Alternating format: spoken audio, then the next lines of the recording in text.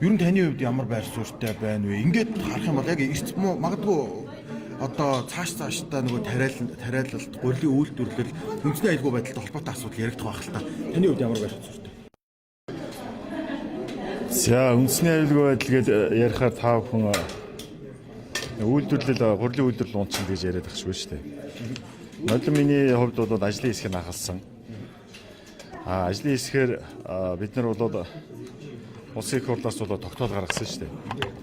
Тэр тогтоол дээр юу байсан гэхээр энэ гурилын үйлдвэрийг одоо баталгаатай гурилын үнэ одоо баталгаатай байх, тариаланчид одоо бодит байдал дээр бол тариалтай бол ингээд баталгаатай байж байх, тарианы үнэ одоо тогтмол байх, лабораторийн сайжруулах, за 100-аас 100 мянган тонноос доошгүй хэмжээний үр тариаг бол улсын нөөцөд авах.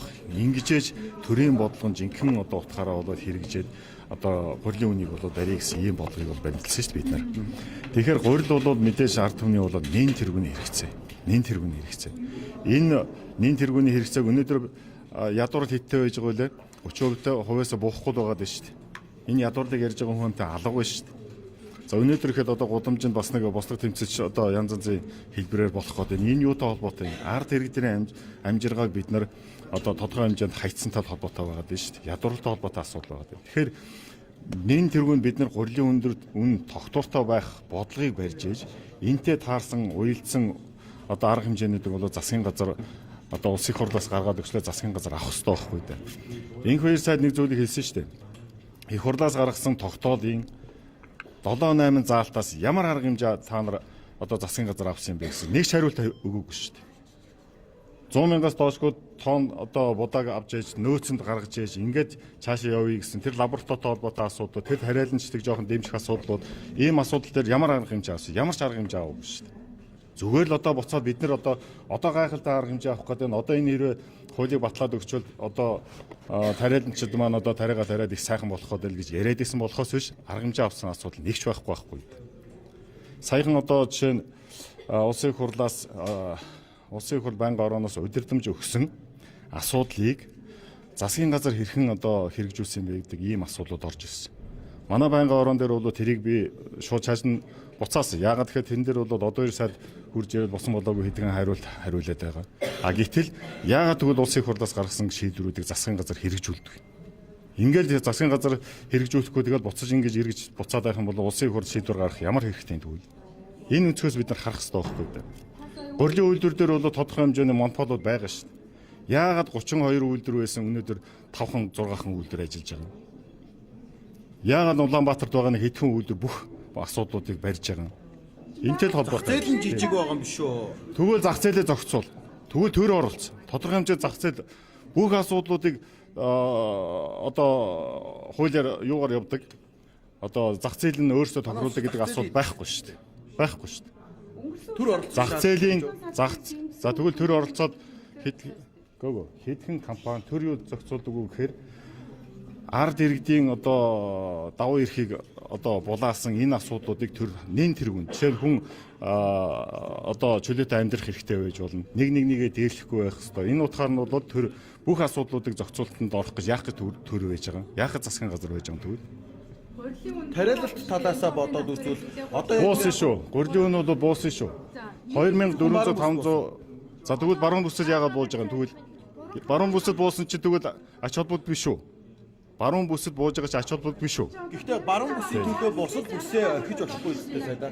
Дээрээс нь тариалалт гэдэг бас маш том асуудал байна шүү дээ. За би мэдэхгүй байна зүгээр одоо 600 мянган хүний ажиллаж байгаа салбар одоо ингээд унах асуудал үүсэж байна. Хизээш унахгүй шүү. Унахгүй шүү. Энийг бол дэмжих асуудлыг төр хэрвээ тэр тариаланчдад дэмжих бодлого хэрвээ явуулвал эн чинь төр унахгүй шүү. Яах гэж төр байж байгаа юм тэгвэл тэрийгэ зохицуулал да. Тэгээ нэг талын дэмжээд би бол наадах чинь шууд одоо гурилын үйлдвэрийн лобби явж гэнэ гэж харж байна. Нэрээ шүү.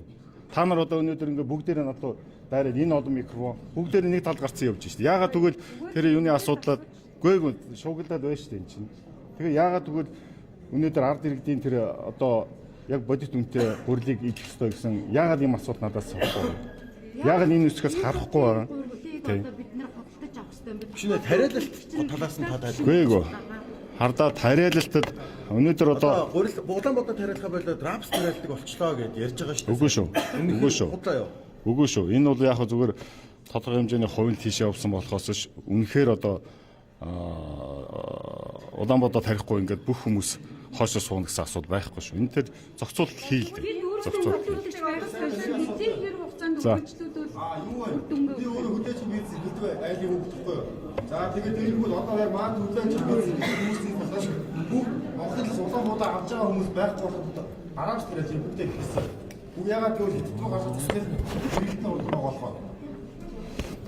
Би хэлээд штэ зах зээлийн асуудал дээр тодорхой хэмжээнд төр орох ёстой шүү. Орох ёстой шүү. Зах зээлийг зохицуулах гэж би хэлээж дахин хэлээ. Тодорхой хэмжээний зохицуулт байж ээж, төрийн зохицуулт байж ээж энэ зах зээл чинь бас явах ёстой шүү. Түүнээсээ яг өөрсдийнх нь хэмжээнд одоо зах зээл өөрөөсөө тохируулдаг гэдээ явж байгаа бол өрсөлдөөн тохируулдیں۔ Тэгвэл. Өрсөлдөө энэ зах зээлийн чинь тохируулдیں۔ Тэгвэл тэр өрсөлдөөнийг гаргачлаа. Гарах болцоог нь тэгвэл хангалдаа. Яагаад өрсөлдөөхгүй 5хан компанидэр бариад байгаа? Өрсөлдөх болцоог нь олгочихлоо тэгвэл. Оросын мега Тэрийн дэмжлэг үзүүлдэг. Бүх дэмжлэгүүдийг яахлаараа 5хан компани авч яадаг тэгвэл. Та нар тэрийг бодж үзсэн. Бүх дэмжлэгүүдийг яахлаараа 4-5хан компани авч яадаг тэгвэл. За тэгээ одоо дараагийн асуудлуудаа компани өрсөлдөх юм байсан гişүнэ. за хөдөө аж ахуйн сайд би бол одоо яг өнөөдөр хөдөө аж ахуйн сайд биш шүү дээ. Тий. Хамгийн том компани одоо тэр чинь хитэн За би төрийн байгуулалтын байнгын орооны даргын хувьд төр дээр тодорхой хэмжээний нэгдүгээр зохицуултууд байх ёстой гэж үзэж байгаа. 1. 2-дугаар улсын хурлаас гарсан 7-8 заалтай тогтоод яагаад хэрэгжээгүй юм бэ гэдгийг би танаас бас тэр хариуцсан хүмүүс нь асууж яагаад хэрэгжээгүй юм бэ? Нэгэнд улсын хурл хилэлцээд ажлын хэсэг гараад батлаад гаргаж ирсэн бол тэр одоо зах зээлийнхэнтэй бүгдэндээ уулзаад гаргасан юм бол энэ 7-8 одоо заалтаас яагаад нэгэн ч хэрэгжүүлээгүй, яагаад нэгэн ч татаж авч үзээгүй юм бэ гэдэг асуулт. Тэгээд би буцаад эргээд асууж шүү. За баярлалаа. хариуцлага тооцсон ярьсан юм шиг. Сайтын хариуцлага тооц. Энэ жил өндөр зээл авсан тариаламжид одоо яах вэ? Гişүнэ та ганцхан асуултанд хариулж яах вэ? Энэ том одоо мега одоо Оросын томоохон компаниудтай яаж одоо Монголын жижиг компаниуд өрсөлдөх юм бэ?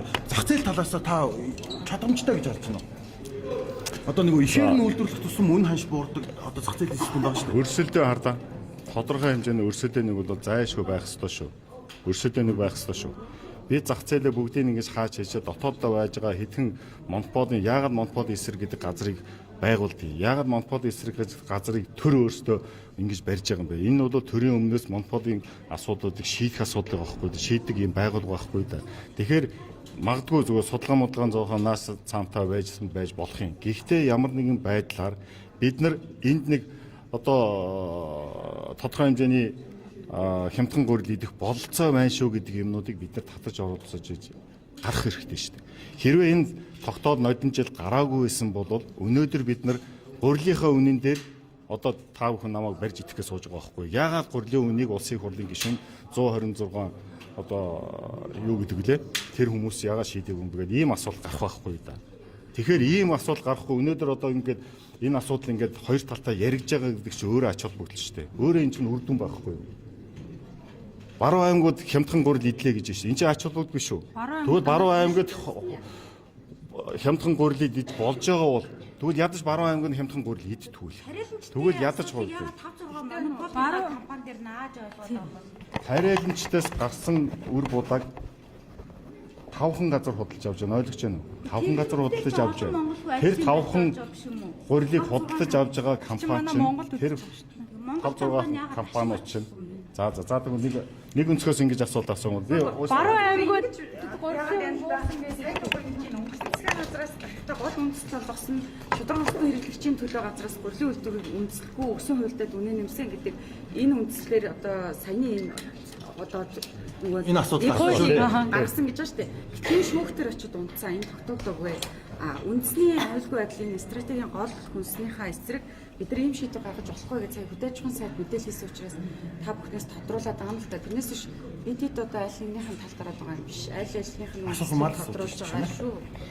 За тэр сайд унтсан юм уу яасан юм бол би тэгвэл тэр сайдаас бас нэг асуудал асуух гэдэг шүү дээ. санаатаагаар хідэн Тэр асуудал сайдаас би дахиад нэг асуудал асуух гэдэг шүү дээ. Яагаад тэгвэл ямар ч арга хэмжээ аваагүй сайд уснаас хойш. Яагаад? Яагаад ямар ч асуулт одоо арга хэмжээ авахгүй зөвхөн одоо гурилын үйлдвэрийн асуудлуудыг яриад тэрнийхээ төрөө болгож тариалсны асуудлуудыг эргэж гаргаж иж босгож тавиад.